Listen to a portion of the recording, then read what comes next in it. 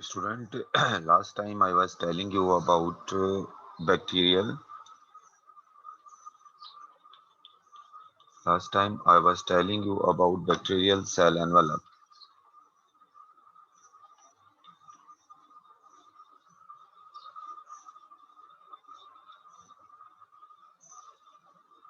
We were discussing about bacterial cell envelope, and I told you that bacterial cell envelope consists of glycocalyx, cell wall, and cell membrane. हम लोग bacterial cell envelope को discuss कर रहे थे और हमें पता है कि बैक्टीरियल की जो कवरिंग होती है इसी को हम बैक्टीरियल सेल एनवेलप कह रहे हैं। बैक्टीरिया की कवरिंग में सबसे ऊपर वाली जो कवरिंग होती है उसको हम कहते हैं कैप्सूल या ग्लाइकोकैलेक्स। ग्लाइकोकैलेक्स के बारे में मैं आपको बता चुका। ग्लाइकोकैलेक्स के नीचे सेल वॉल होती है, सेल वॉल के बारे में भी बता चुका। और आज जो हमने पढ़ना है वो पढ़ना है सेल वॉल के नीचे लास्ट एनवेलप है जिसको हम सेल मेम्ब्रेन कहते हैं। कुछ बुक्स में कुछ साइंटिस्ट सेल मेम्ब्रेन को प्रोटोप्लाज्म ही का पार्ट मानते हैं और कहीं कहीं पर इसको सेल एनवेलप में दिया हुआ है। तो लास्ट टाइम हमने सेल वॉल को डिस्कस किया था, तो थोड़ा सा देख लें। ये जो आपकी बुक में ग्राम पॉजिटिव और ग्राम नेगेटिव बैक्टीरिया की सेल वॉल को यहाँ पर शो किया गया है, इनमें फर्क बताया है ग्राम नेगेटिव और ग्राम पॉजिटिव बैक्टीरिया की सेल वॉल में। पिछले लेक्चर में मैंने डिटेल में डिस्कस किया था ग्राम नेगेटिव और ग्राम पॉजिटिव बैक्टीरिया की सेल वॉल के बारे में, और आपको बताया भी था कि ग्राम पॉजिटिव और ग्राम नेगेटिव बैक्टीरिया क्या होते हैं। यहाँ थोड़ा सा देख लें कि पहली बात मैंने आपको बताई थी कि पेप्टाइडोग्लाइकिन की लेयर ग्राम पॉजिटिव बैक्टीरिया में थिक होती है और ग्राम नेगेटिव बैक्टीरिया में क्या होती है, ये थिन होती है। तो आप देख सकते हैं यहाँ पर ग्लाइकोप्रोटीन की लेयर ग्राम पॉजिटिव बैक्टीरिया में थिक है और ग्राम पॉजिटिव नेगेटिव बैक्टीरिया में थिन है। इसमें देखें 1 2 3 4 चेन है, जबकि इसमें सिर्फ 2 चेन है पेप्टाइडोग्लाइकिन की। एक तो ये मेन डिफरेंस है ग्राम पॉजिटिव और ग्राम नेगेटिव बैक्टीरिया में। फिर आप देखें कि ग्राम नेगेटिव बैक्टीरिया में ग्लाइको प्रोटीन ग्लाइकोपेप्टाइडोग्लाइकिन के अलावा एक और भी जो है वो आउटर मेम्ब्रेन मौजूद है। तो पेप्टाइडोग्लाइकिन की मेम्ब्रेन तो है ही, इसके अलावा भी एक ये देखें आउटर मेम्ब्रेन मौजूद है। लिपोपॉलीसेक्राइड या ये लिपोप्रोटीन की क्या मौजूद है, ये आउटर मेम्ब्रेन जो है ये मौजूद है, जबकि ग्राम नेगेटिव बैक्टीरिया में ये आउटर मेम्ब्रेन मौजूद नहीं है। फिर एक चीज देखें कि ग्राम पॉजिटिव बैक्टीरिया में आपको ये टिकोइक एसिड नजर आ रहे हैं, एक लिपोटिकोइक एसिड जो सेल मेम्ब्रेन की लिपिड के साथ अटैच है, लिपोटिकोइक एसिड, और एक टिकोइक एसिड जो सिर्फ पेप्टाइडोग्लाइकिन के साथ अटैच है। ये टिकोइक एसिड आपको ग्राम पॉजिटिव बैक्टीरिया में नजर आ रहे हैं, जबकि ग्राम नेगेटिव बैक्टीरिया में ये आपको नजर नहीं आ रहा है। फिर एक और चीज होती है कि ग्राम नेगेटिव बैक्टीरिया में सेल मेम्ब्रेन और ग्लाइकोजन के दरमियान में एक स्पेस होता है, खाली जगह होती है जिसको कहते हैं पेरीप्लाज्मिक स्पेस। ये पेरीप्लाज्मिक स्पेस तमाम ग्राम नेगेटिव बैक्टीरिया में मौजूद होता है, लेकिन तमाम ग्राम पॉजिटिव बैक्टीरिया में ये पेरीप्लाज्मिक स्पेस मौजूद नहीं होता। ये पेरीप्लाज्मिक स्पेस ग्राम नेगेटिव में आपको आउटर मेम्ब्रेन और पेप्टाइडोग्लाइकिन के दरमियान में भी नजर आएगा। देख लें यहाँ पर भी ये मौजूद है। इसके अलावा अगर हम सिमिलरिटी देखें दोनों की, तो इसके अलावा एक और चीज देख लें, पोरीन। पोरीन जो है ये ग्राम नेगेटिव बैक्टीरिया में है, ग्राम पॉजिटिव बैक्टीरिया में नहीं है, क्योंकि ये पोरीन तो आउटर मेम्ब्रेन के साथ अटैच है।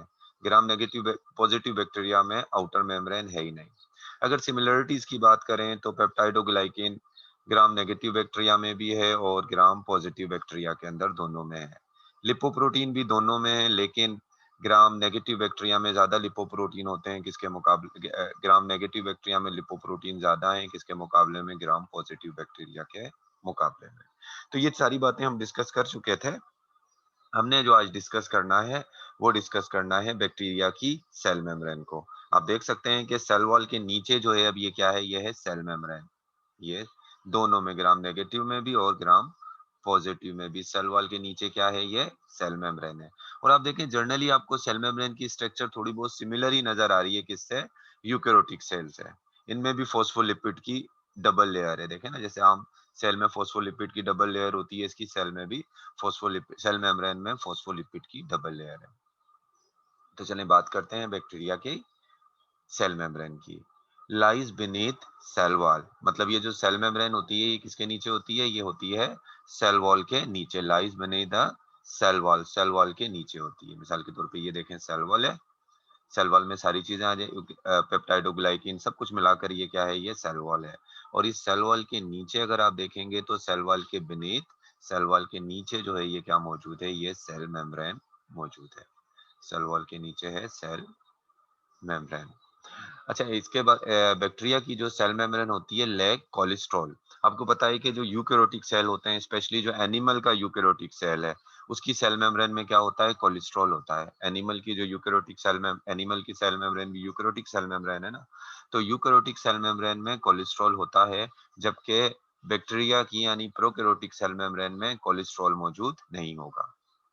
ये मेन डिफरेंस है यूकेरोटिक बैक्टीरिया की सेल मेम्ब्रेन में और यूकेरोटिक यानी एनिमल की सेल मेम्ब्रेन में। इसके अलावा एक और चीज अगर आप देखें तो सेल मेम्ब्रेन जो होती है, यहाँ पर मैं एक दफा फिर ड्रा कर देता हूँ, ये सेल वॉल है बैक्टीरिया की, सेल वॉल के नीचे ये सेल मेम्ब्रेन है। तो आप देखें कहीं कहीं पर सेल मेम्ब्रेन साइटोप्लाज्म के अंदर फोल्ड हो गई है, कुछ पॉइंट्स में आप कुछ जगहों पर देख रहे हैं सेल मेम्ब्रेन जो है वो साइटोप्लाज्म के अंदर क्या हो गई, फोल्ड हो गई। जहां पर सेल मेम्ब्रेन साइटोप्लाज्म के अंदर फोल्ड हो गई, उस फोल्डेड सेल मेम्ब्रेन को हम कहते हैं मीजोजोम। उसको हम क्या कहते हैं, मीजोजोम। तो कहता है एट सर्टेन पॉइंट्स, यहाँ पर लिखा हुआ है एक certain points cell membrane invaginate into the cytoplasm. यानी आप देखें कुछ पॉइंट्स पर सेल मेम्ब्रेन जो है वो साइटोप्लाज्म के अंदर इन्वेजिनेट हो गई टू फॉर्म फोल्डिंग, और उसने ऐसी फोल्डिंग बना ली है इस तरह से, ये ऐसे इन्वेजिनेट हो गई साइटोप्लाज्म में और क्या बना ली, ऐसे फोल्डिंग बना ली। तो इस फोल्डिंग को हम क्या कहते हैं, इस फोल्डिंग को हम कहते हैं मीजोजोम। तो चलें, ये तो हमने बात कर ली मीजोजोम की और थोड़ी बहुत सेल मेम्ब्रेन की। अब हम देख लेते हैं functions of bacterial cell membrane. Bacteria की सेल मेम्ब्रेन के फंक्शन क्या होते हैं।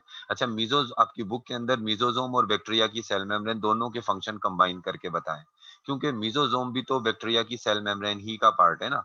Mesosome is nothing but it is the folding of bacterial cell membrane. Bacterial cell membrane की इन्वेजिनेशन या फोल्डिंग को हम क्या कह रहे हैं, इसको हम कह रहे हैं बेसिकली जो है वो मीजोजोम। तो देखो सेल मेम्ब्रेन का फंक्शन क्या है।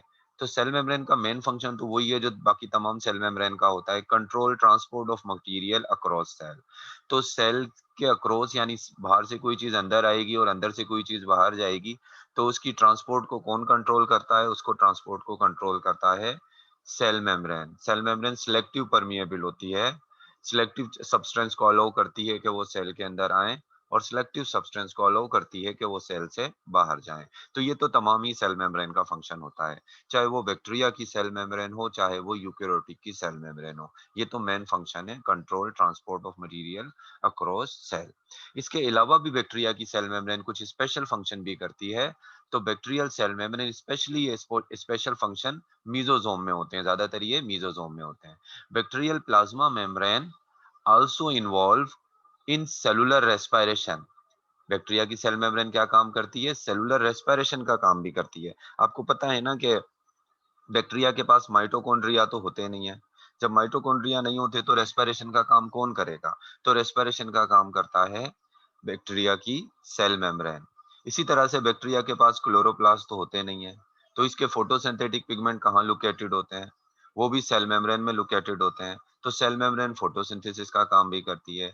और डीएनए रेप्लिकेशन में भी जो है वो मीजोजोम और सेल मेम्ब्रेन जो मीजोजोम जो है, स्पेशली सेल मेम्ब्रेन का कौन सा पार्ट, मीजोजोम जो है वो डीएनए की रेप्लिकेशन में भी इन्वॉल्व होती है। तो मतलब एक तो नॉर्मल फंक्शन है बैक्टीरिया की सेल मेम्ब्रेन का जो बाकी तमाम सेल मेम्ब्रेन करती हैं, जैसे transport of material across cell, cells के बाहर और अंदर चीजों को, मटेरियल की ट्रांसपोर्ट को कंट्रोल करना। लेकिन कुछ स्पेशल फंक्शन भी हैं बैक्टीरिया की सेल मेम्ब्रेन के ट्रांसपोर्ट से हटकर, और वो फंक्शन कौन से हो गए, cellular respiration, photosynthesis and DNA replication. अच्छा, अब हम इसमें देख लेते हैं रिलेटेड क्वेश्चन, यानी सेल मेम्ब्रेन से रिलेटेड कौन से क्वेश्चन आपके एग्जाम में जो है वो पूछे जा सकते हैं। तो आपके एग्जाम में पूछा जा सकता है डिफाइन मीजोसोम, आपसे मीजोसोम की डेफिनेशन पूछी जा सकती है, आप बता दोगे मीजोसोम की definition. Very simple, the folding invagination of cell membrane, bacterial cell membrane into the cytoplasm, or folding of bacterial cell membrane into the cytoplasm is called mesosome, and write down its function। और mesosome के function क्या होते हैं? तो function आप यही लिख दोगे, cellular respiration, photosynthesis and DNA replication। अगर सेल मेम्ब्रेन के फंक्शन आएंगे तो भी आप यही लिख सकते हो, और मीजोजोम के फंक्शन आए तो भी आप ये लिख सकते हो, क्योंकि मीजोजोम सेल मेम्ब्रेन ही का एक पार्ट है बैक्टीरिया की। Which structure in bacterial cell is substitute of mitochondria and chloroplast? कहता है कि बैक्टीरिया की सेल के अंदर वो कौन सी स्ट्रक्चर है जो नेमुल बदल है, मतलब सब्स्टिट्यूट है किसका? माइटोकॉन्ड्रिया का और क्लोरोप्लास्ट का। तो आपको पता है कि मीजोजोम बैक्टीरिया की सेल मेम्ब्रेन जो है वो क्या है? वो सब्स्टिट्यूट है माइटोकॉन्ड्रिया का और क्लोरोप्लास्ट का, क्योंकि जो काम माइटोकॉन्ड्रिया करता है सेलुलर रेस्पिरेशन का, वो काम बैक्टीरिया की सेल मेम्ब्रेन कर रही है। फोटोसिंथेसिस का काम प्लांट में क्लोरोप्लास्ट करता है, लेकिन बैक्टीरिया के अंदर सेल मेम्ब्रेन करती है। तो इसका जवाब क्या होगा? इसका आंसर होगा cell membrane. Right down some other functions of bacterial plasma membrane in addition to control of transport of material across cell। यानी transport of material across the cell तो सेल मेम्ब्रेन कर ही रही है काम, इसके अलावा कौन से फंक्शन होते हैं बैक्टीरिया की सेल मेम्ब्रेन के? Some other function. तो सम अदर फंक्शन में आप सेलुलर रेस्पिरेशन लिखोगे, फोटोसिंथेसिस और डीएनए रेप्लिकेशन। तो it was all about bacterial cell membrane. हमने ये किस चीज के बारे में पढ़ा? हमने पढ़ा ये बैक्टीरियल सेल मेम्ब्रेन के बारे में।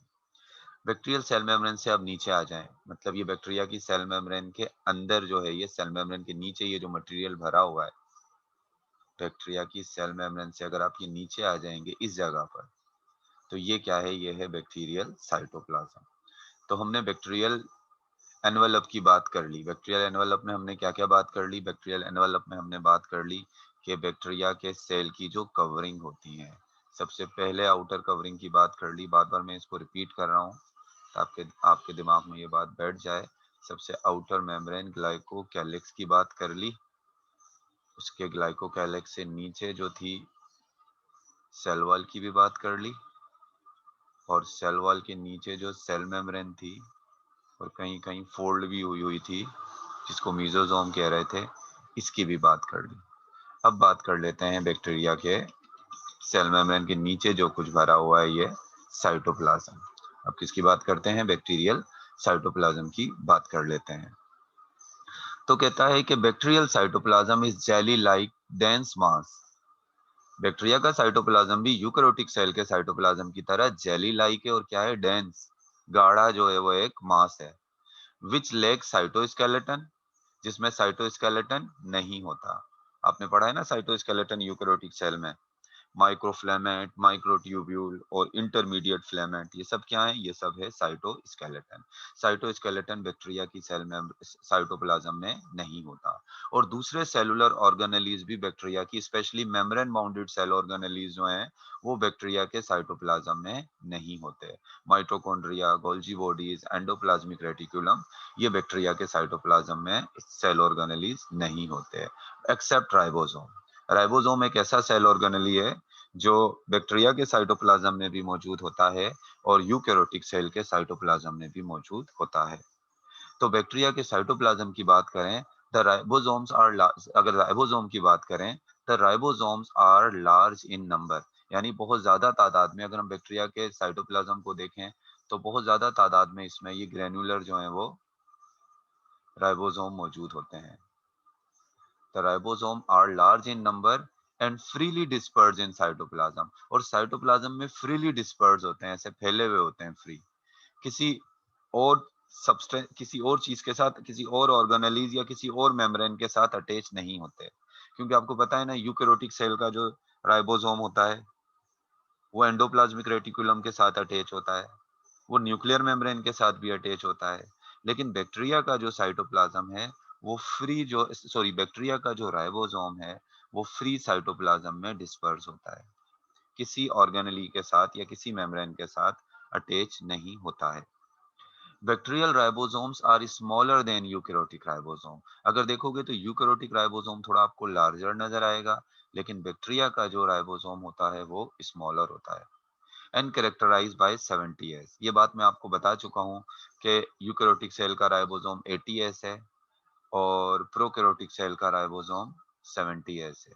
अब 80s का मतलब क्या है और 70s का मतलब क्या है, ये आप चैप्टर नंबर 1 वाली जो वीडियो है ना मेरी राइबोसोम्स वाली, उधर जाकर देखिएगा तो आपको समझ में आ जाएगा। वहां पर मैंने एक्सप्लेन किया है कि एक्स एस का मतलब क्या है, 80 और 70s राइबोसोम क्या होते हैं। अभी तो यहाँ पर सिर्फ याद रख लें कि बैक्टीरिया के अंदर जो राइबोसोम होते हैं वो 80s नहीं होते, वो 70s होते हैं।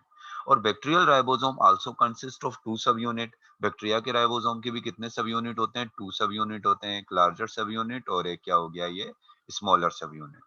तो आपको पता है जो लार्जर सब यूनिट होता है इसका वो 50s है और स्मॉलर सब यूनिट जो है वो कितना एस है, 30s। दोनों एस मिलकर 70s हो जाता है। होना तो 80s चाहिए लेकिन होता कितना है, 70s। ये भी मैंने जो राइबोसोम वाली जो मेरी वीडियो है आप देख लीजिएगा, वहां पर बताया है मैंने। तो यहाँ तो सिर्फ हम इस वक्त बात कर रहे हैं बैक्टीरिया के राइबोसोम्स की, के बैक्टीरिया के राइबोसोम यूकेरोटिक सेल के राइबोसोम के मुकाबले में स्मॉलर होते हैं और ये 70s होते हैं। और इनके भी यूकेरोटिक राइबोसोम की तरह दो सब यूनिट होते हैं, एक लार्जर सब यूनिट जो 50s होता है और स्मॉलर सब यूनिट जो 30s होता है। Ribosomes are site of protein synthesis. ये हमें पता है कि राइबोसोम का काम क्या है, प्रोकैरियोटिक सेल हो या eukaryotic cell, they are the site of protein synthesis.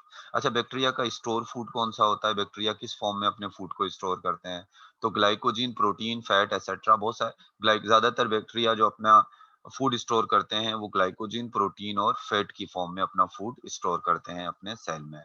Bacteria का जो वेस्ट मटेरियल होता है, जैसे हमारा एक्सक्रीटरी वेस्ट जो है वो यूरिया होता है, इसी तरीके से बैक्टीरिया के पास जो वेस्ट है वो अल्कोहल है, लैक्टिक एसिड है और acetic acid. These are the waste of bacteria. Bacteria का ये वेस्ट प्रोडक्ट है, अल्कोहल, लैक्टिक एसिड और acetic acid.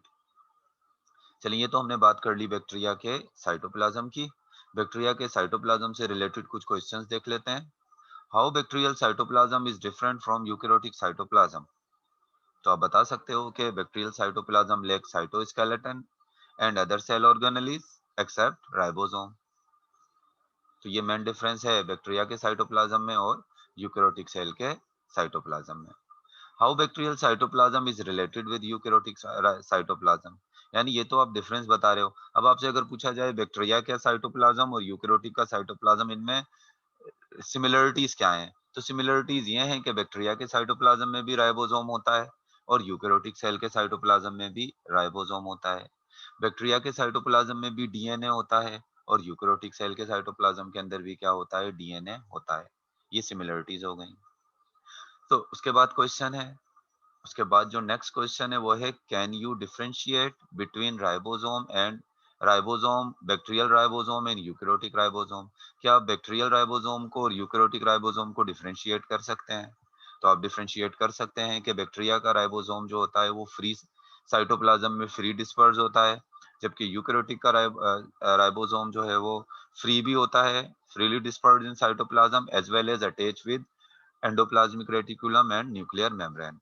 After that, bacterial ribosomes are smaller in size and eukaryotic ribosomes are larger in size.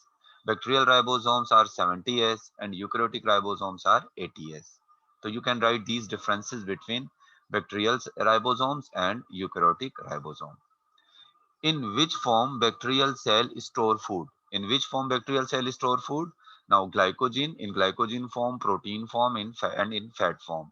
In these form, bacterial cell store food. Name waste product of bacterial cell. What are the waste product of bacterial cell? These are alcohol, lactic acid and acetic acid. So this was all about bacterial cytoplasm. After bacterial cytoplasm, now I will tell you about bacterial genome. So what is bacterial genome? देखो, सबसे पहले bacterial genome से पहले nuclide देखो, ये nuclide हम किसको कहते हैं। इसके लिए मैं थोड़ा सा ये यहाँ पर आपको न्यूक्लियाइड के बारे में बताता हूँ कि हम ये न्यूक्लियाइड जो है वो किसको कहते हैं। चलो देखो, मिसाल के तौर पे मैं यहाँ पर एक रीजन बना देता हूँ।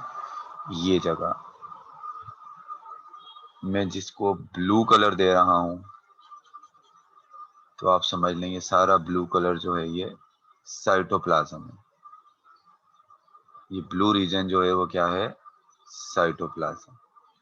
अब यहीं पर मैं एक थोड़ा सा एक व्हाइट रीजन ड्रा कर रहा हूँ। ये एक व्हाइट रीजन ड्रा कर रहा हूँ। ये जो व्हाइट रीजन है, इसके अंदर मौजूद है बैक्टीरिया का डीएनए या बैक्टीरिया का जेनेटिक मटेरियल। ये देखें, रेड कलर में जो बना रहा हूँ ये बैक्टीरिया का डीएनए है या बैक्टीरिया का जेनेटिक मटेरियल। अब वो जगह जहाँ पर बैक्टीरिया का डीएनए या बैक्टीरिया का जेनेटिक मटेरियल मौजूद होता है, उस जगह को, उस रीजन को हम क्या कहते हैं? उसको हम कहते हैं न्यूक्लियोइड। उसको क्या कहते हैं? न्यूक्लियोइड। तो न्यूक्लियोइड बेसिकली क्या होता है? न्यूक्लियोइड के बारे में आप कह सकते हो, nucleoid is the nuclear region of bacteria. Nucleoid क्या है? ये है न्यूक्लियर रीजन ऑफ बैक्टीरिया। देखो, मतलब जेनेटिक मटेरियल कहाँ मौजूद होता है? न्यूक्लियस में। यूकेरियोटिक सेल का जो न्यूक्लियस होता है उसमें उसका जेनेटिक मटेरियल यानी डीएनए मौजूद होता है। अब बैक्टीरिया का जिस जगह पर जेनेटिक मटेरियल मौजूद है वो बैक्टीरिया का न्यूक्लियर रीजन है। जहां पर बैक्टीरिया का डीएनए मौजूद है वो बैक्टीरिया का कौन सा रीजन है? वो बैक्टीरिया का न्यूक्लियर रीजन है। तो बैक्टीरिया का जो न्यूक्लियर रीजन होता है उसको हम क्या कहते हैं? उसको हम कहते हैं न्यूक्लियोइड। तो what is nucleoid? Nucleoid is the nuclear region of bacterial cell which is not separated from cytoplasm by nuclear membrane। देखो, जो यूकेरियोटिक सेल का न्यूक्लियर रीजन होता है, मतलब जहां पर उसका जेनेटिक मटेरियल होता है, वो साइटोप्लाज्म से एक न्यूक्लियर मेम्ब्रेन के जरिए सेपरेट होता है। उसके चारों तरफ एक न्यूक्लियर मेम्ब्रेन होती है। लेकिन इस न्यूक्लियोइड के चारों तरफ आपको कोई न्यूक्लियर मेम्ब्रेन नजर नहीं आएगी। अगर न्यूक्लियर मेम्ब्रेन आ जाती तो एक प्रॉपर न्यूक्लियस बन जाता ना। बैक्टीरिया के पास तो प्रॉपर न्यूक्लियस नहीं होता। तो इस न्यूक्लियोइड के चारों तरफ कोई न्यूक्लियर मेम्ब्रेन मौजूद नहीं होती, जैसे यूकेरियोटिक सेल के अंदर होती है। It's seen in electron microscope as a lighter area than cytoplasm content. मतलब अगर आप इलेक्ट्रॉनिक माइक्रोस्कोप के अंदर देखोगे ना बैक्टीरिया के साइटोप्लाज्म को, तो न्यूक्लियोइड जो है वो साइटोप्लाज्म के मुकाबले में थोड़ा लाइटर रीजन होगा, यानी उसका कलर हल्का होगा। इसी वजह से देखें मैंने साइटोप्लाज्म को क्या बनाया है? साइटोप्लाज्म को ये ब्लू कलर से डार्क कर दिया। ऐसे साइटोप्लाज्म को पूरा एक डार्कर रीजन बनाया है। और इस डार्कर रीजन में कहीं कहीं जो लाइटर व्हाइट कलर का रीजन नजर आ रहा है, थोड़ा लाइटर रीजन, ये कौन सा है? ये लाइटर रीजन जो है न्यूक्लियोइड है। मतलब अगर आप न्यूक्लियोइड को पहचानना चाहो इलेक्ट्रॉन माइक्रोस्कोप में, बैक्टीरिया में न्यूक्लियोइड किस जगह पर है, तो साइटोप्लाज्म के मुकाबले में न्यूक्लियोइड का जो रीजन है वो थोड़ा लाइटर होगा। और न्यूक्लियोइड रीजन में क्या मौजूद होगा? इसका डीएनए मौजूद होगा। बैक्टीरिया का क्या मौजूद होगा? ये बैक्टीरिया का डीएनए मौजूद होगा। अच्छा, इसके अलावा अगर मैं बैक्टीरिया के इस डीएनए को बाहर निकाल लूं ऐसे,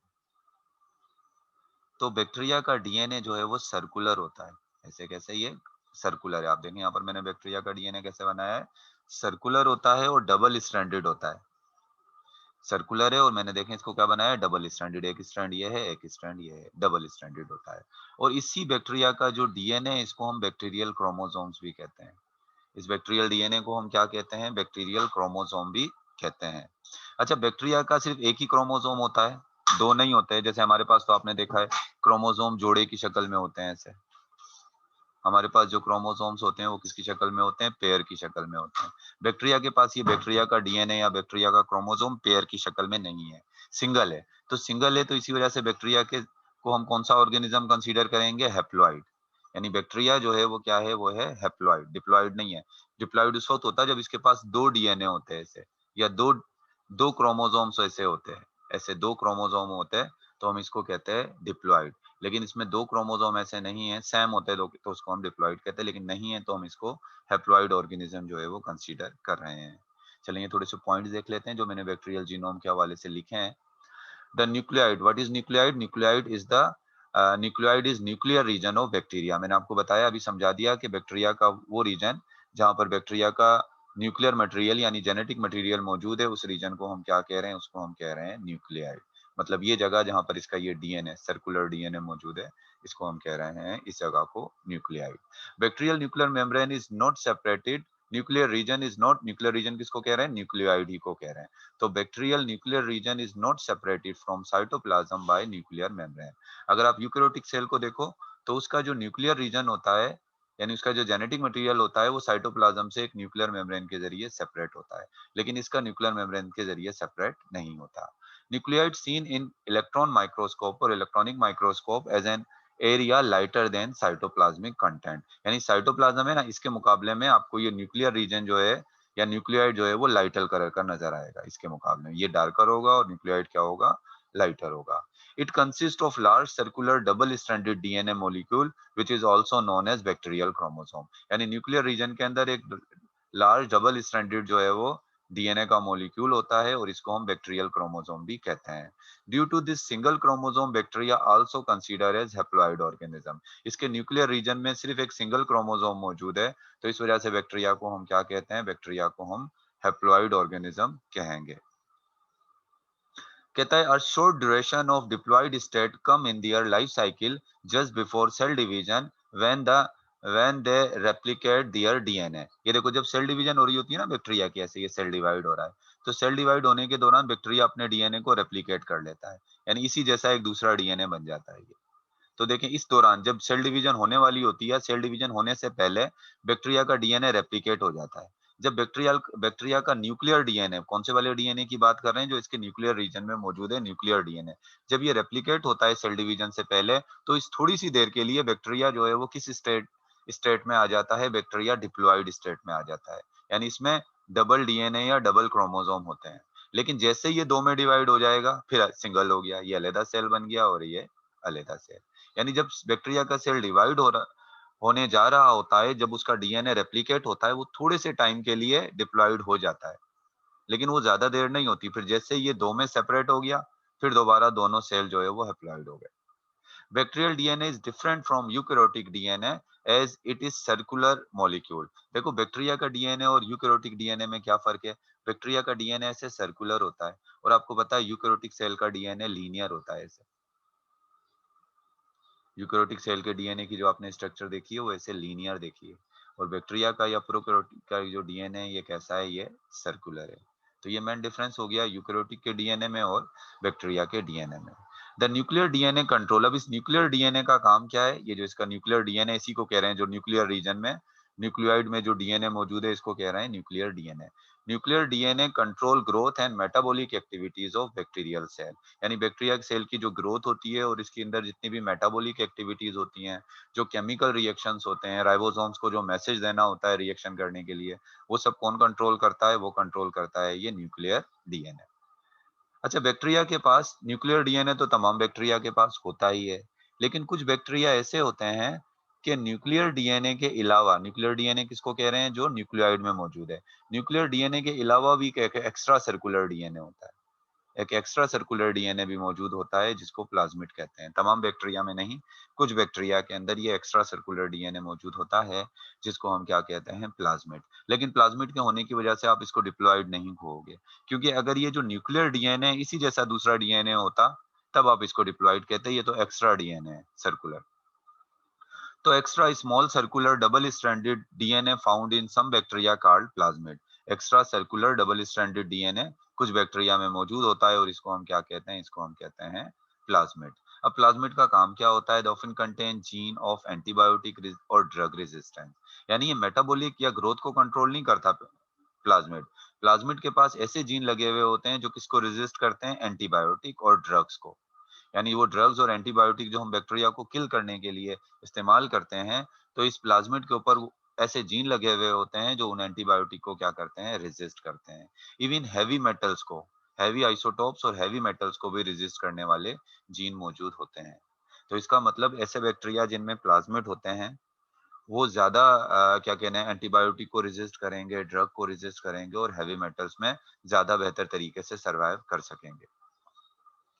चलें इससे रिलेटेड क्वेश्चंस देख लेते हैं कि जो मैंने अभी पढ़ाया साइटोप्लाज्म, उससे रिलेटेड कौन-कौन से क्वेश्चन आ सकते हैं। सॉरी, जीनोम जो मैंने अभी आपको पढ़ाया है, वायरल जीनोम के बारे में, बैक्टीरियल जीनोम के बारे में सॉरी पढ़ाया है, तो बैक्टीरियल जीनोम से रिलेटेड क्वेश्चन कौन-कौन से हैं। तो व्हाट इज न्यूक्लियाइड आपसे पूछा जा सकता है, व्हाट इज न्यूक्लियाइड, तो आप बता सकते हो nuclear containing region, nuclear region of bacterial cell is called nucleide. Why bacteria are considered as haploid organism? Because they have a single circular DNA. Because they have a single circular DNA which is considered as bacterial chromosome. So they have a single chromosome. That's why they are called haploid organism. When bacteria show diploid state, कब bacteria diploid हो जाता है आपको बताया अभी, before cell division, when DNA replicate.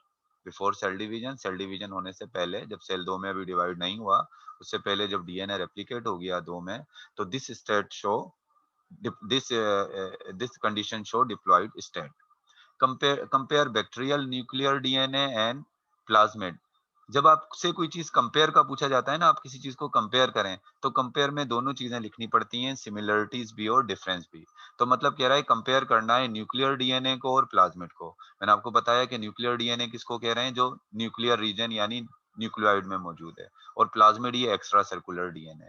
इसको compare करना है. अगर इनकी सिमिलरिटीज देखो तो सिमिलरिटीज ये हैं कि ये भी डबल स्टैंडर्ड है और ये भी डबल स्टैंडर्ड. दोनों क्या है, दोनों डबल स्टैंडर्ड है. ये भी सेल्फ रेप्लिकेट है, ये भी सेल्फ रेप्लिकेटिंग है. ये इसकी सिमिलरिटीज हो गई. डिफरेंस क्या हो गई, ये बैक्टीरिया की ग्रोथ और मेटाबॉलिज्म को कंट्रोल करता है, ये ग्रोथ और मेटाबॉलिज्म को कंट्रोल नहीं करता. ये इसके पास एंटीबायोटिक रेजिस्टेंस के जीन होते हैं, इसके पास नहीं होते. बैक्टीरियल न्यूक्लियर डीएनए तमाम बैक्टीरिया में पाया जाता है, जबकि प्लाज्मिड जो है वो तमाम बैक्टीरिया में नहीं पाया जाता. तो इनकी ये सिमिलरिटीज और डिफरेंस हो गए. जब भी कंपेयर करने की किसी चीज को बात की जाती है तो उसकी सिमिलरिटीज और डिफरेंस दोनों लिखे जाते हैं. How bacterial DNA is different from eukaryotic DNA. Bacteria का डीएनए और यूकेरोटिक डीएनए में क्या फर्क होता है, बता चुका हूं आपको. बैक्टीरिया का डीएनए सर्कुलर होता है और यूकेरोटिक का डीएनए लीनियर होता है. Write down the function of nuclear DNA in bacteria. Nuclear DNA का फंक्शन बैक्टीरिया में क्या होता है आपको बता चुका हूँ, ग्रोथ और मेटाबॉलिक एक्टिविटीज को कंट्रोल करता है. Which type of gene are present in plasmid. Plasmid के अंदर आपको पता है कौन से जीन मौजूद होते हैं, antibiotic, drug and heavy metal resistance के जीन मौजूद होते हैं. So it was all about bacterial genome and bacterial cytoplasm. Next time I will discuss bacterial appendages. Next time जो हम डिस्कस करेंगे बैक्टीरियल अपेंडेजेस को डिस्कस करेंगे. उसके बाद ये बैक्टीरिया का जो है वो बैक्टीरियल अपेंडेजेस को डिस्कस करने के बाद हम बैक्टीरियल स्पोर्स और सिस्ट को भी डिस्कस करेंगे. उसके बाद बैक्टीरिया की बैक्टीरियल सेल स्ट्रक्चर का टॉपिक जो है वो हमारा खत्म हो जाएगा.